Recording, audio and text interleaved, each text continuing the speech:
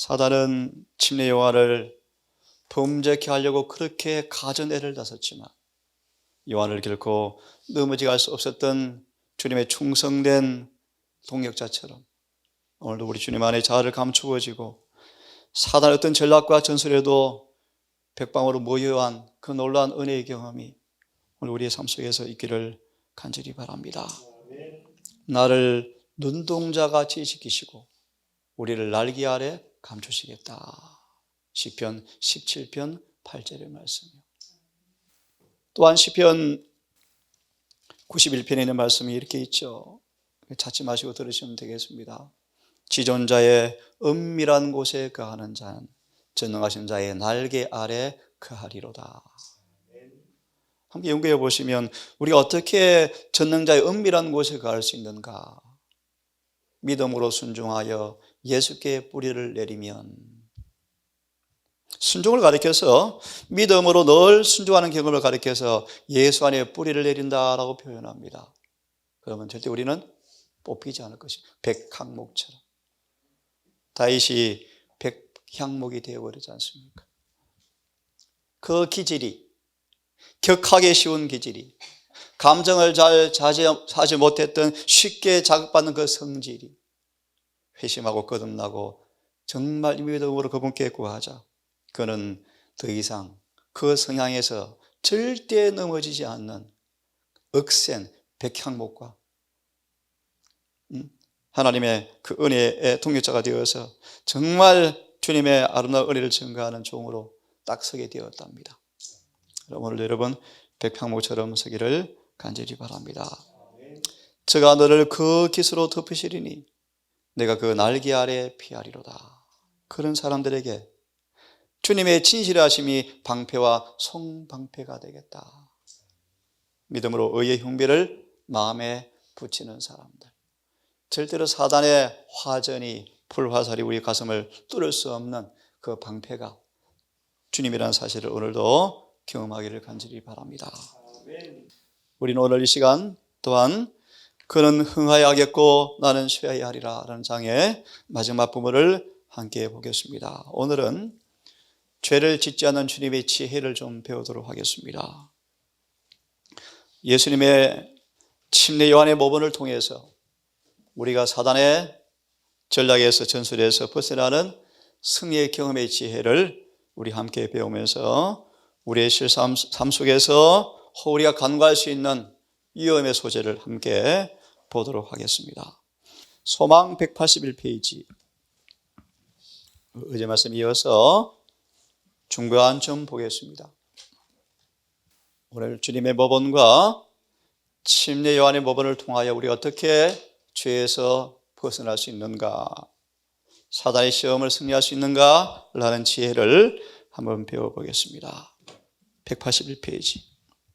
예수께서는 그들이 당신의 제자들과 요한의 제자들 사이에 분열을 일으키기 위하여 온갖 노력을 아끼지 않을 것을 아셨다. 사단의 한 가지 목적은 죄를 짓게 하는 것이죠. 그죠? 예수님의 한 가지 일은 죄를 그치게 하는 것입니다. 사단은 예수님과 요한 사이에 제자들을 통하여 분열과 다툼을 일으키기 위해서 온갖 노력을 다했다. 요한에게 실패하자 여러분 얘기했죠. 요한의 제자들, 요한을 사랑한다는 두 제자들의 우정이라는 가면 아래 시기와 도끼의 불화실을 딱 가지고 찾아오잖아요. 우리는 조심해야 돼요. 오늘 그런 부분을 읽을 것입니다. 그리스도께서는 일찍이 세상에 파송된 선지자 중에서 가장 위대한 선지자 하나를 휩쓸어갈 폭풍이 모여들고 있다는 것을 아셨다. 사단은 자신의 최상권을 거부한 한 영혼을, 모든 사람을 죄를 짓게 해서 지배하는데 자신의 지배를 받지 않는 최상권을 거부하는 한 영혼을 사단은 끝까지 추격한대. 요한에게 몰릴 폭풍을 아셨다. 하지만 예수께서는 오해나 불화를 일으키는 모든 사태를 피하기를 원하였으므로 조용히 당신의 사업을 중지하고 갈릴리로 물러나셨다. 굉장히 중요한 교훈입니다. 우리도 진리에 충성해야 하는 한편 불화와 오해로 이끌 수 있는 모든 것을 피하려고 애써야 한다. 중요한 교훈이에요. 그 까닭은 언제든지 이러한 일이 일어나면 영혼들을 잃는 결과를 초래하기 때문이다. 분열을 일으킬 듯한 사태가 발생할 때는 언제고 우리는 예수님과 침례 요한의 모범을 따라야 한다. 오늘 이 교훈을 함께 좀 배우도록 하겠습니다. 마태복음 4장 11절에 보시면 마태복음 4장 11절을 보시면 사단의 전략 회의가 있는 모습을 우리 앞에 공개해 주고 있습니다. 11절을 보시면 이에 마귀는 예수를 떠나서 천사들이 나와서 수종드니라. 마귀가 예수에게 실패하고 돌아가서 뭐 하는가? 다시 전략 회의를 짰다. 그 가운데 하나가 뭔지 아십니까? 잘 들으세요. 예수께 광야 시험을 실패하자 사단은 떠나가면서 뭐 했는가? 전략 회의를 짰습니다. 뭔가? 유대인들의 마음에 시기와 질투를 조장해서 예수의 매 공세의 발걸음을 괴롭히자 라는 전략 회의를 짰습니다. 자, 한번 좀 보겠습니다. 참 정언이 너무 아름답죠, 그죠? 가서 뭐 하는가 공개되어 있죠. 떠나가서 뭐 잠 잤습니까? 사단이 잠을 잤습니까? 네? 자, 보시면 비록 사단이 가장 강력한 유혹으로 실패하였지만 언젠가는 그의 노력이 꼭 성공하리라는 희망을 다 버리지 않고 또 예수의 봉사 시기를 쭉 내다보면서 간교한 술책을 걸어보기 위해서 또 생각하는 모습을 보여주고 있습니다. 무슨 뜻입니까? 그 밑에 말씀 보세요. 사단은 여지없이 패배하였고 어쩔 줄 모르고 그 자리에서 물러나오자마자 몇 가지 계획을 세웠는데 그 계획이 뭔가? 택한 백성, 유대인들의 이해를 어둡게 하고 그리스도를 세상의 구조로 알아보지 못하게 하는 것이었다. 사단의 결심은 특별히 유대인들의 마음속에 시기와 질투를 가득 채워서 정오를 채워서 예수님을 대적하게 하고 예수를 받아들이지 않게 하고 할 수 있는 한 예수의 지상생애를 쓰라리게 괴롭게 하는 전략을 세웠다. 똑같은 말씀이죠. 침례 요한의 제자들을 통해서 예수를 시기 질투하게 하고 서로 불화하게 하는 방법을 통해서 한 것처럼 사단이 예수께 실패하자 택한 백성들의 마음을 통해서 예수를 괴롭게 하려고 전략을 해왔다. 사단은 6천년간 어떻게 하면 사람을 죄짓게 하는가? 명수예요, 명수.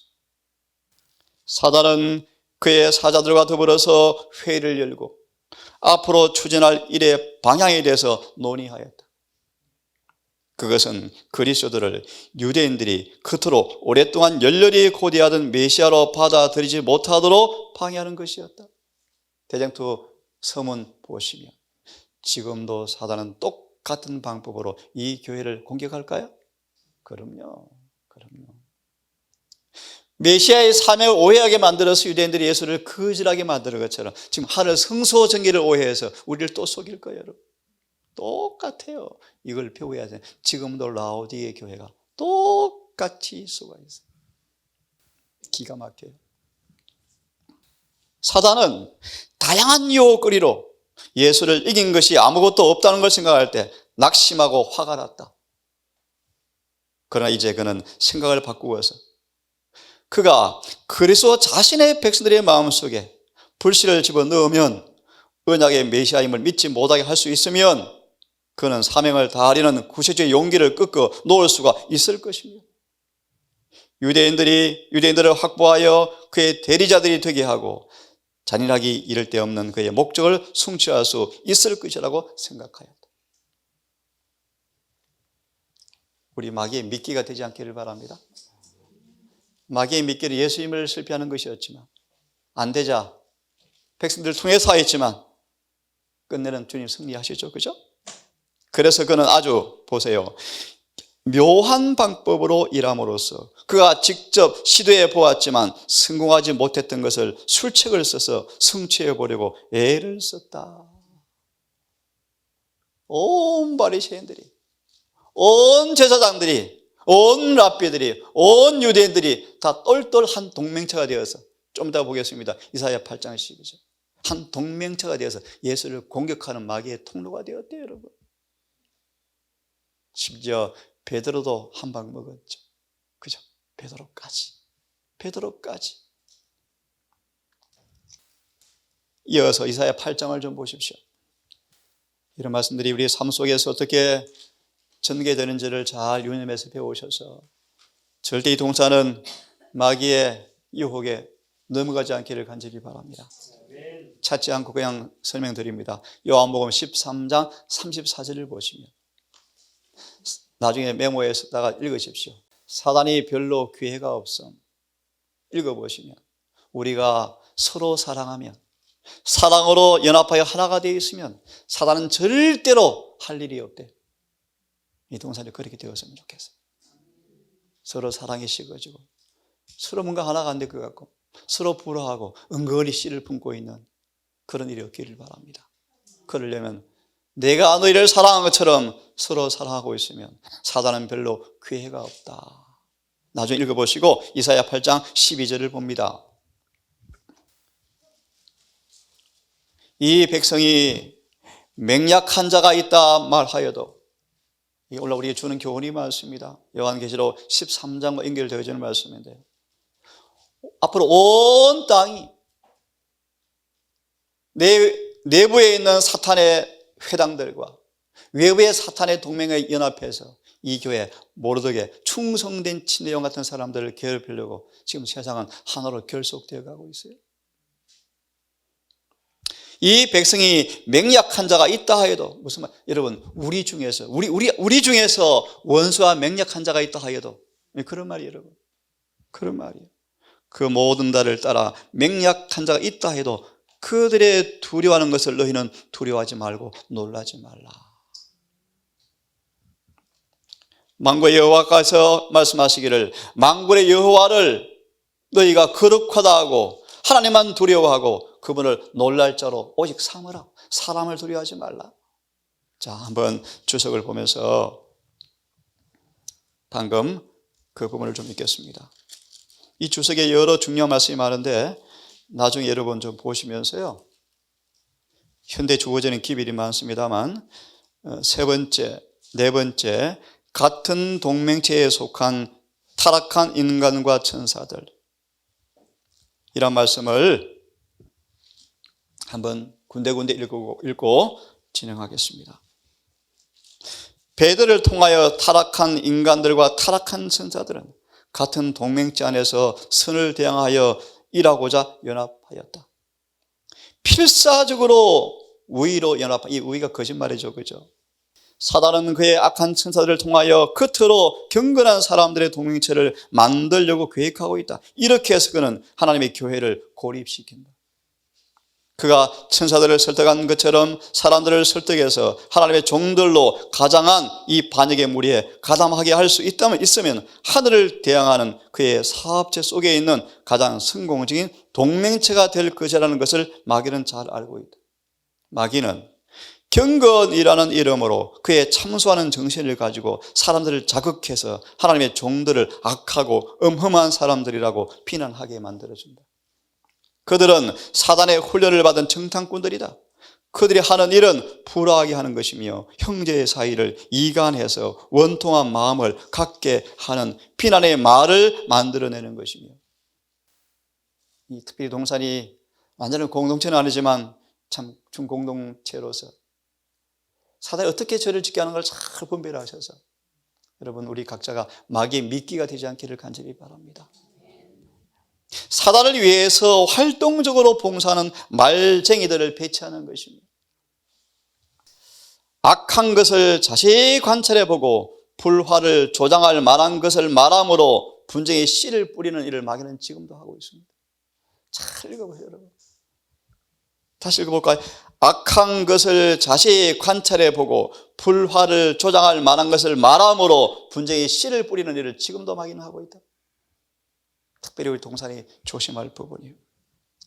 마음에 맞지 않는 것을 말하거나 행하며 합당한 배려를 하지 않는다고 불평과 불만을 터뜨리는 사람들은 모두에게 말하노니 우리들은 사탄이 하늘에서 시작한 바로 그 일을 지금 하고 있다라고 기억해라. 우리는 사단의 자취를 따라가면서 불신과 불화, 불충을 파송하고 있다. 왜냐하면 불만의 감정을 즐거워하고 그것을 혼자서 간직하고 있는 사람은 거듭나지 아니하면 한 사람도 없까? 자꾸 말해주고 싶은 거예요. 입에 건질건질하는 거예요. 괜히 서운한 거예요. 찾아가는 거예요. 틀림없이 나 부당한 취급받고 있어. 나 서운해. 맞아, 서운했죠. 그랬네. 서운했지. 함께 죄 짓는 거예요. 다른 사람들에게 틀림없이 말할 것이기 때문이다. 이렇게 해서 그들은 불평과 불만을 터뜨린다. 이것이 통일한 정의심을 분출시키는 뿌리이며 이로 인해 수많은 사람이 더럽힘을 받는다. 그 다음은 여러분 시간 관계상 읽기를 바랍니다. 이게 지금 이 침례와의 장면 속에서 어떻게 사단이 요한과 예수를 이간시켜서 죄짓게 하는 전술이 뭔가를 보고 있죠. 똑같은 방법이 지금 벌어지고 있습니다. 자, 그러면 주님의 모본을 한번 배워보도록 하겠습니다. 소망 355페이지를 펴시기 바랍니다. 시대소망 355페이지 예수님의 모본을 한번 배워봅시다. 355페이지에 이 말씀을 좀 356페이지로 되어 있네요. 356페이지 바로 옆에 있습니다. 대단히 중요한 주님의 모본이에요. 예수님 자신은 결코 타협함으로 화평을 사지 않으셨다. 찾았죠? 예. 예수의 마음은 온 인류를 위한 사랑으로 넘쳐 흘렀지만 예수님은 죄에 대해서는 한 번도 결코 관대한 적이 없다. 다시 말하면 화평하려고 원칙을 무너뜨리는 일 없습니다. 그죠? 그분은 그의 절친한 친구였으므로 그들이 자신의 영혼, 즉 그분께서 친히 당하신 피로 영혼을 파멸시키는 행동을 따라가는 것을 바라볼 때 그분은 절대로 잠잠히 계실 수가 없어졌다. 그분께서는 사람이 그 자신에 대해서 진실하고 또 보다 고상하고 영원한 관심사에 대해서 진실되도록 힘쓰셨다. 그래서 종들도 그와 같은 사업의 부름을 받을 때 불화를 방지하기 위하여 진리를 포기하는 일은 없도록 조심해야 한다. 그들은 화평의 일을 힘쓸 것이다. 하지만 참된 화평은 원칙을 양보함으로 결코 얻는 것은 아니다. 그리고 어느 누구도 반대를 일으킴이 없이 원칙에 충실할 수는 없다. 신령한 그리스도 신앙은 불순종의 자녀들의 반대를 받을 것인데 하지만 예수께서는 당신의 제자들에게 말하기를 몸은 죽여도 영혼은 능히 죽이지 못하는 자들을 두려워하지 말라고 분부하셨다. 하나님께 충실한 사람들은 사람의 권세나 사탄의 증오를 두려워할 필요가 없다. 예. 하지만 예수님은 정말 온유하셔서 어떻게 다툼과 불화를 방지할지를 잘 아셔서 겸손하게도 그분은 침례 요한의 제자들의 시기 도끼 앞에서 자신의 제자들을 데리고 조용히 물러나심으로 마귀 할 일을 못하게 만들어버렸습니다. 원칙에 한 번도 양보한 적이 없지만 늘 지금 화평하셨지만 특별히 이 교훈은요 화평을 사기 위해서 또 죄를 짓지는 절대로 않으셨습니다. 한 영혼을 잃어버리는 것은 그분에게 무한한 고통이었습니다. 자, 이 말씀과 관계되어서 한 교훈을 더 배워보고 오늘 말씀을 좀 요약하겠습니다. 말라기 3장을 펴보시면요 교회 안에 두 집단이 있답니다. 두 집단, 두 무리가 있습니다. 말라기 3장을 좀 펴보세요. 말라기 3장 5절부터 17절까지를 이야기하는데요 다 보지 않고 13절 15절 13절 15절 짧게 요약합니다. 그리스도를 믿노라 하면서 율법을 범하는 사람들의 모습이에요. 이 한 집단이 있습니다. 13, 15가 뭔가 오늘 기도에 맞춰서 말하겠습니다. 마치 내일 주님께서 재림하는 것처럼 모든 걸 포기하고 살아본들 예수님 당대 안 오면 뭐 할래? 무슨 유익이 있니? 이렇게 말하면 딱 맞는 말씀입니다. 이걸 연구해 보시면요, 정말 주의 계명을 곧이곧대로 원칙대로 살아본들 무슨 이득이 어디 있니? 조금 타협해야지, 조금 양보해야지. 이게 13, 15절에 관한 해석이에요. 하지만 반대로 16절 그때 여호와를 경외하는 사람들은 이렇게 서로 주고받습니다. 여호와께서 교회 안에 경건의 모양을 가지고 있지만 능력을 부인하는 그들의 말을 주님께서 잘 들으셔. 다 아실 거야. 우리 낙심하지 말자. 온 교회가 다 타락하고 배도해도 우리 낙심하지 말자. 그렇게 이해하시면 쉽습니다. 주님은 그들의 말을 다 들으시고 주를 경외하는 사람들을 하나님의 기념책에 기록했다라는 구절이에요. 자, 이 구절을 주석을 보시면 3장 5절 17절 한번 펴보십시오. 두 집단의 사람들이 있습니다. 말라기 3장에는 두 집단의 사람들이 있다. 어디요? 교회 안에요. 교회 안에요. 여기서 주께서는 그분의 백성이라고 고백하기는 하지만 신실한 파수꾼이 아닌 사람들을 쳐서 심한 책망의 말씀을 하신다. 그게 바로 13, 15절의 말씀이에요. 이 사람들을 향한 하나님의 책망과 경고는 명백하고 결정적이다. 반드시 주님 듣고 계신다. 주께서 생략하고 그 밑에 말씀, 성령을 받지 않은 한 무리의 사람들이 있다. 그들이 성령을 받지 못하는 까닭은 하나님과 동행하지 않고 하나님 보시기에 신실하고 깨끗하고 순결하고 거룩하지 못하기 때문에 성령을 받지 못하고 있다. 그래서 그들이 뭐라 그럽니까? 하나님께서 여호와가 말하노라 너희가 완악한 말로 나를 대적하고도 이르기를 우리가 언제 주님을 대적했습니까? 마치 마태 25장에 염소 보는 것 같이 염소.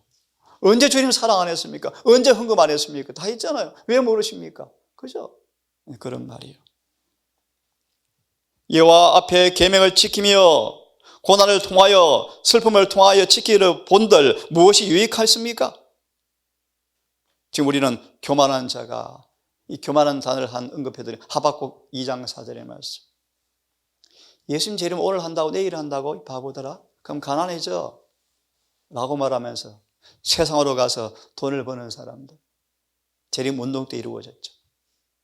하이란 에르서는 실패한 사람 신문에 났죠. 재산 다 말아먹은 사람 재림 가깝다고. 돌아가서 더 기다리다가 보면 세상에서 가난하겠다 하는 사람들, 이전의 자리로 돌아간 사람들이 하박국 2장 4절을 인용하시면서 교만한 사람들이었다. 조금 타협할 줄 알고 다 양보할 줄 알고 그래야 융통성이 있지, 부드럽지 하는 사람들, 이들을 가르쳐 성경은 교만하다. 누구를 의지하는 거예요? 자신의 지혜를 의지하는 사람들이에요. 하지만 바보처럼 사는 사람이 있어요. 바울요. 그렇게 뺨을 때리도 축복하는 기도를 해주고, 그죠? 겉옷벗기만 속옷도 나누어 주고. 세상에는 바보죠. 하지만 마귀는 미쳐 날뛰게 만드는 하나님의 동력자들이라는 사실을 여러분 잊지 마십시오. 마저 읽어볼까요? 누가 그들에게 슬프게 행하라고 하였는가? 주님께서 그들에게 슬프게 하신 것이 아니다. 여러분, 계명 지키는 게 슬픈 것입니까, 여러분? 아니에요. 거듭나지 않은 사람들은 너무 힘들고 슬픈 일이지만요. 먹고 싶으면 또 못 먹네 그러지만요. 거듭난 사람들은 성화는 행복한 경험이에요. 기쁜 경험이에요. 거듭나지 못했으니까 계명 따라 사는 게 슬픈 일이었죠. 그죠? 그런 뜻입니다, 여러분. 성화되지 못한 까닭으로 슬픈 것이 그들의 열매였다. 그들은 상호 간에 서로 불평하고 하나님을 향해서도 불평을 한다. 하나님, 이렇게 꼭 살아야 하면 예언의 씨는 왜 좋습니까? 너무 표준이 높아요. 불평이에요, 불평. 다시 한번 계시록 19장 10절을 직역해 보시면 예수의 증거는 대언의 영이라는 말을 그대로 직역하면요, 예수의 목소리는 성령을 통해서 말씀해 준다, 그런 말이에요. 그게 그 뜻이에요, 여러분. 예수의 증거, 예수님의 테스트머니, 예수님의 간증, 테스트머니, 말은 대언, 대신 말은 성령을 통해서 말해준다라는 말이에요. 그래서 예수의 증거를 쉽게 말하면 예수님의 목소리요, 목소리, 여러분. 정확한 말씀의 번역이에요, 여러분. 루디아 같아서 예, 주님 말씀하십시오. 예, 아멘 하는 사람들이에요. 모든 말씀에 순종하는 사람들. 모두가 그렇게 되기를 바랍니다. 맞아 있습니다. 그리고는 낙심한 사람같이 모습하고 다니면서 그리스도인이 되는 것은 아무 축복이 되지 않는다는 인상을 세상에 준다. 임동산 가보니까 찬미도 힘이 없고 장성국 같고 얼굴은 표정이 어둡고 그러면 안 되겠죠. 참 밝고 명랑하네, 행복해 보이네, 그렇죠? 예배가 너무 엄숙하면서도 생활은 쾌활하면서도 경박하지 않네, 안 그래? 신중하면서도 부드럽네, 원칙에 충실하면서도 확 관대하네. 이런 하나님의 의의를 옷 입지 않고서 불가능하겠죠, 여러분. 동산이 정말 그렇게 되기를 간절히 바랍니다. 형제들을 시기하고 질투하는 것은 하나님을 시기하고 질투하는 것이다. 마지막으로 성경 하나 보고 아침 마무리하고 내일은요, 겸손에 관해서 말씀을 드리면서 심리 완장은 마치고 이제 야곱의 우물가에서를 공부할 텐데요, 야고보서 한 말씀 보고 아침은 마무리하겠습니다. 야고보서 3장 함께 같이 11절 12절을 먼저 읽고 제가 읽습니다. 야고보서 3장 11절 12절을 먼저 함께 읽습니다. 시작. 샘이 한 구멍으로 어찌 단물과 쓴물을 내겠느냐. 내 형제들아, 어찌 무화과 나무가 감람 열매를, 포도나무가 무화과를 맺겠느냐. 이와 같이 짠 물이 단물을 내지 못하느니라. 제가 있습니다. 그러므로 너희 중에 지혜와 총명이 있다는 자가 누구냐. 선행으로 말미암아 지혜 온유함으로 행함을 보여줘라. 실물 교훈 여러 번 언급했죠. 아비가일 같은 여인, 다툼을 방지한 천혜의 지혜를 가진 여인의 모습, 아비가일. 다윗의 마음의 불화를, 원한을, 감정을 싹 제해버리고 죄를 짓지 않게 했던 지혜의 총명이 행함으로 보인 아비가일의 모습이에요. 거듭난 사람의 모습이에요. 형제들아, 지혜와 총명을 가지고 있느냐? 말로 하지 말고 행함으로 보여줄래? 하지만 마음속에 독한 시기가 다툼이 있으면 자랑치 말라. 진리를 거슬려 거짓말하지 말라. 이런 말이 여러분, 마음속에 독한 시기가 있으면서 진리를 좋아하고 자랑하고, 그건 거짓말이다. 진리를 말하는 거다, 배신하는 것이다, 그런 말이에요. 이러한 지혜는 위로부터 내려오는 것이 아니고 세상적이요 정욕적이요 마귀적이다. 마귀가 주는 지혜예요, 지혜. 시기와 다툼이 있는 곳에는 요란과 모든 악한 일이 있습니다. 그러므로 17절을 같이 8절까지 읽고 마치겠습니다. 시작. 오직 위로부터 난 지혜는 첫째 성결하고, 다음에 화평하고, 다음에 관용하고, 다음에 양순하며, 다음에 긍휼하고, 선한 열매가 가득하고 편벽과 거짓이 없나니 화평케 하는 자들은 화평으로 심어서 의의 열매를 거두느니라. 아버지, 거짓말 탐지기, 죄 탐지기, 마귀의 얼굴에 가면을 다 발가벗기는 성경과 정언을 통하여 우리가 어떻게 죄를 짓지 않고 살 수 있는가에 관한 지혜를 허락하시고, 마귀의 전략과 전술을 다 공개함으로 능히 주님께 피하는 방법과 지혜를 통하여 사단의 최상권을 거부하는 충성된 하늘의 애국자의 모습으로 설 수 있도록 수많은 은혜를 주신 것을 감사합니다. 아버지, 오늘도 이 동산의 모든 가족들 이 일을 기억하고 인지하고 마귀의 회의를 무력해버리는 주님의 동역자가 되게 하셔서 오늘 하늘의 천사들이 기뻐 찬양하며 마귀를 패배시키는 경험을, 승리의 경험을 할 수 있도록 주님 인도해 주시옵소서.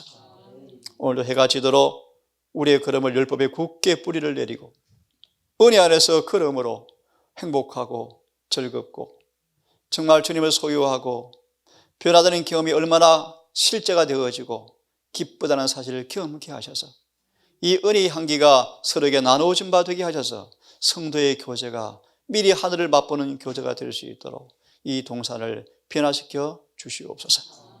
다시 아버지 마지막 교회를 기억하셔서 아버지의 탄상마다 율법이 살아나게 하시고 복음이 명료해지게 하셔서 속히 교회가 한 대오를 이루어 한 진리와 한 성령으로 마지막을 준비하는 마지막 남은 교회 될 수 있도록 교회 종들을, 이 백성들을 주여 불쌍히 여겨 주시옵소서. 우리를 사랑하시는 예수님 이름으로 기도드립니다.